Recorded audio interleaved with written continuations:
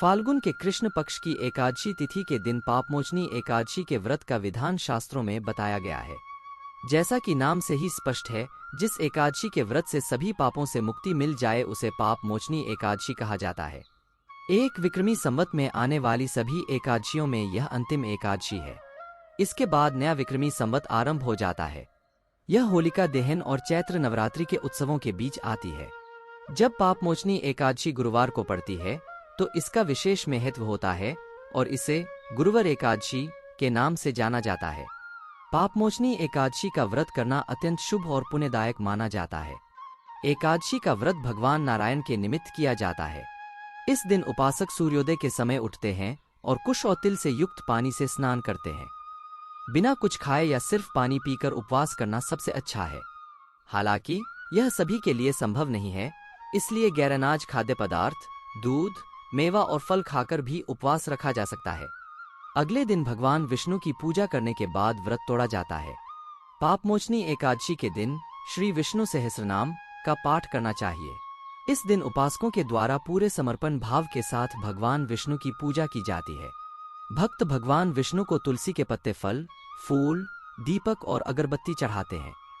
व्रत को करने वाले को शाम के समय भगवान विष्णु के मंदिरों के दर्शन भी करने चाहिए।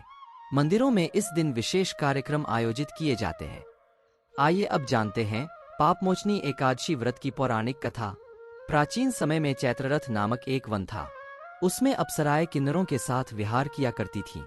उसी वन में मेधावी नाम के एक ऋषि भी तपस्या में लीन रहते थे। वे शिव भक्त थे। एक दिन मंजुघोषा नामक एक अप्सरा ने उनको मोहित कर लिया। मेधावी उसके सौंदर्य पर मोहित हो गए। काम के वशीभूत होने के कारण मुनि को उस समय दिन रात का कुछ भी ज्ञान न रहा और काफी समय तक वे रमन करते रहे। इसी प्रकार दोनों ने साथ साथ बहुत समय बिताया। मंजुघोषा ने एक दिन ऋषि से कहा, हे मुनिवर, अब आप मुझे स्वर्ग जाने की आज्ञा दीजिए। अप्सरा की बात सुन मुनि को समय का बोध हुआ और वह गंभीरतापूर्वक विचार करने लगे। जब उन्हें समय का ज्ञान हुआ कि उन्हें रमन करते 57 वर्ष व्यतीत हो चुके हैं, तो उस अप्सरा को वह काल का रूप समझने लगे। इतना ज्यादा समय भोगविलास में व्यर्थ चला जाने पर उन्हें बड़ा क्रोध आया। क्रोध से थरथराते स्वर में मुनि ने उस अप्सरा को पिशाचिनी बनाने का श्राप दे दिया। मुनि के क्रोधयुक्त श्राप से वह अप्सरा पिशाचिनी बन गई। यह देख वह व्यथित होकर बोली, हे ऋषिवर, आपके साथ तो मेरे बहुत वर्ष व्यतीत किए हैं। अब कृपा करके बताइए कि इस शाप का निवारण किस प्रकार होगा। पिशाचिनी बनी मंजुघोषा से मुनि ने कहा, तूने मेरा बड़ा बुरा किया है, किंतु फिर भी मैं तुझे श्राप से मुक्ति का उपाय बतलाता हूँ। चैत्र मास के कृष्ण पक्ष की पापमोचनी एकादशी का उपवास करने से मुक्त हो सकती हो। अप्सरा ने पापमोचनी एकादशी का व्रत किया और उसे पिशाचिनी योनि से मुक्ति मिल गई और मुक्त होकर वह सीधा स्वर्ग पहुंच गई।